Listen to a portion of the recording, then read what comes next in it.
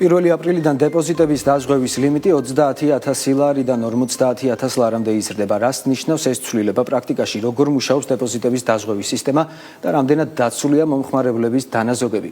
ამ და კიდევ არაერთ მნიშვნელოვან დეტალს ჩვენ სტუმართან დეპოზიტების დაზღვევის სააგენტოს ხელმძღვანელთან ლევან თოდუასთან გავარკვევთ. მოგესალმებით ბატონო ლევან, მადლობა თქვენი დროისთვის. მოგესალმებით, მადლობა თქვენ მოწვევისთვის. მოგესალმებით თქვენს მაყურებელს. დიახ, ბატონო ლევან, 1 აპრილიდან დეპოზიტების დაზღვევის ლიმიტი იზრდება. რა ცვლილებაა ის და რას ნიშნავს იგი მომხმარებლებისთვის პრაქტიკაში? კი ბატონო, ესე იგი დღეს არსებული პრაქტიკით და დღეს არსებული კანონით დაზღვეული არის 30,000 ლარი. ეს ნიშნავს, რომ ესე იგი კომერციულ ბანკებში განთავსებული თანხები დაზღვეული არის 30,000 ლარამდე ზღვის მოცულობის ფარგლებში. ესე იგი თითოეულ პირზე, თითოეულ კომერციულ ბანკში ზღვის ოდენობა შეადგენს 30,000 ლარს. მაგალითად, თუ რომელიმე კომერციული ბანკი რაღაცა გარკვეული მიზეზის სწავლა ლიკვიდაციაზე, დეპოზიტების დაზღვევის სააგენტო ესე იგი აუნაზღაურებს დეპოზიტორებს თანხას არაუმეტეს 30,000 ლარისა.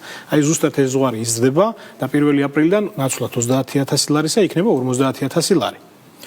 დიახ, რომ განვმარტოთ უფრო კონკრეტულად ზოგადად როგორ მუშაობს დეპოზიტების დაზღვევის სისტემა და რა ტიპის თანხებია ამ მექანიზმით დაცული. კი ბატონო, ესე იგი დაზღვეული არის ნებისმიერი ტიპის თანხები, ნებისმიერი ტიპის ანგარიში, ნებისმიერ ბანკში, ნებისმიერ პირზე.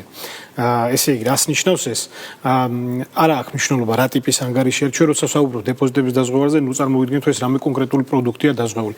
ნებისმიერი დადებითი ბალანსი, ნებისმიერ ანგარიშზე არის დაზღვეული. ესე იგი, ერთ კონკრეტულ პირზე ეს სადაზღვევო ზღვარი მოქმედებს ერთ კონკრეტულ ბანკში, ერთ კონკრეტულ პირზე. არ აქვს მნიშვნელობა ანგარიშების რაოდენობას. ესე იგი, ეს ჯამდება, რამე შეიძლება 5, 6, 10 ანგარიში კონდეს ერთ კონკრეტულ პირს, ერთ კონკრეტულ ბანკში, თუმცა ეს ყველაფერი ჯამდება და ეს ზღვარი შეადგენს, ესე იგი, უკვე 1 აპრილიდან 50,000 ლარს. მინდა ხაზგასმის აღნიშნო, რომ ნებისმიერი დადებითი ბალანსი არის დაზღვეული. არ აქვს მნიშვნელობა რა ტიპის ანგარიში, ეს არის მიმდინარე ანგარიში, სახელმწიფო ანგარიში, ვადიანი დეპოზიტი თუ ასე შემდეგ. ნებისმიერი თანხა არის დაზღვეული. და ვის ეხება ეს დაზღვევა? ეს დაზღვევა ეხება ყველას, როგორც ფიზიკურ პირებს, ასევე იურიდიულ პირებს, მათ შორის არარეზიდენტებსაც.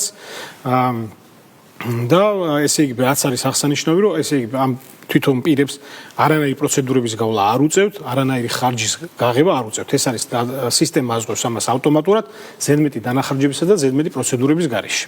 და დაზღვევის ლიმიტი როგორ განისაზღვრება, რა პრინციპით ვრცელდება ის ერთ მომხმარებელსა და მის ანგარიშებზე? ერთ კონკრეტულ ბანკში ერთ მომხმარებელზე თუ თქვათ ერთ კონკრეტულ დეპოზიტორს თანხა ორ ბანკშია განთავსებული, რა თქმა უნდა, ეს ლიმიტი ცალ-ცალკე მოქმედებს თითოეული ბანკის მიხედვით. 50,000 ლარის მაგალითზე რო ავიღოთ, ახლა რაც 1 აპრილიდან ამოქმედება, თუ თქვათ ერთ ბანკში აქვს 50,000 ლარი და მეორე ბანკში აქვს 50,000 ლარი, ეს ორივე თანხა დაზღვეული იქნება სრულად. და დღეს რა მოცულობის დეპოზიტებია დაზღვეული საქართველოში და მოლოდინი როგორია ამ ლიმიტის? კი ბატონო, ესე იგი დეპოზიტები იზრდება, მინდა გითხრათ, დღეისათვის ზოგადად თლიანად დეპოზიტები, კომერციულ ბანკებში არსებული დეპოზიტები არის 70 მილიარდი. ეს სისტემა მინდა აღვნიშნო, რომ ეხება როგორც კომერციულ ბანკებს, ასევე მიკრობანკებსაც, ანუ კომერციულ ბანკებშიც არის დაზღვეული თანხები და მიკრობანკებში. ეს მინდა ხაზგასმის აღვნიშნო. ჯამში სულ დეპოზიტები არის 70 მილიარდი. დაზღვეულ დეპოზიტებს რაც შეეხება დღეისათვის, ესე იგი ამ ზღვის ფარგლებში რაც არის დაზღვეული 12 მილიარდი ლარი, ხოლო ზღვის გაზდის შემდეგ უკვე აი 50,000 როცა ესე იგი 50,000-იანი ზღვარი როცა ამოქმედება, წლის ბოლოსთვის ველოდებით რომ ესე იგი დაზღვეული დეპოზიტების ოდენობა გაიზრდება 15 მილიარდ ლარამდე. დიახ, თლიან დეპოზიტებთან შედარებით რა წილს ფარავს არსებული დაზღვევის სისტემა და რამდენად შესაძლებელია რომ ეს მაჩვენებელი შეიცვალოს? ეს მაჩვენებელი შეიცვლება აუცილებლად კი დღეისათვის, დღევანდელ ზღვარს თუ ავიღებთ 30,000 ლარის ფარგლებში, ეს არის 17% არის დაზღვეული დეპოზიტების წილი თლიან დეპოზიტებში, მაგრამ განსხვავებული მონაცემები არის ფიზიკური პირებისა და იურიდიული პირების პროცენტულ მაჩვენებებში. თუ ჩავშლით ამას, ესე იგი სუჯამურად არის 17% დაზღვეული, მაგრამ ფიზიკური პირებისაც თუ ავიღებთ ცალკე 27% გამოდის, ანუ ფიზიკური პირების წილის დაზღვევა უფრო მაღალი არის. ესე იგი, ზღვის გაზდის შემთხვევაში სადღაც 21-22% იქნება უკვე დაზღვეული სრული დეპოზიტებისა, რაც საკმაოდ კარგი მაჩვენებელი არის.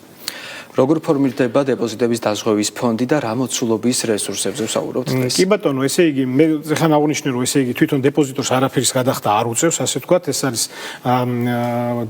დეპოზიტების ფონდი ფორმირდება ბანკების ბანკებისა და მიკრობანკების მიერ სავალდებულო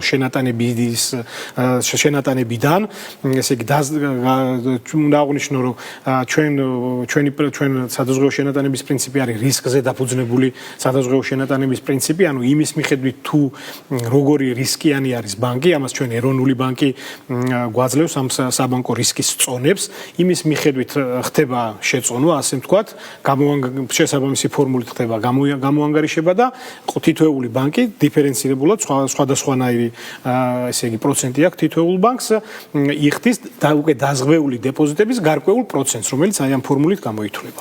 კი ბატონო, სისტემის მდგრადობაზე გითხოთ, რამდენად მდგრადია სისტემა და რამდენად აქვს შესაძლებლობა რომ ფონდს რომ პრობლემის შემთხვევაში ბანკების წინაშე არსებული ვალდებულებები დააკმაყოფილოს.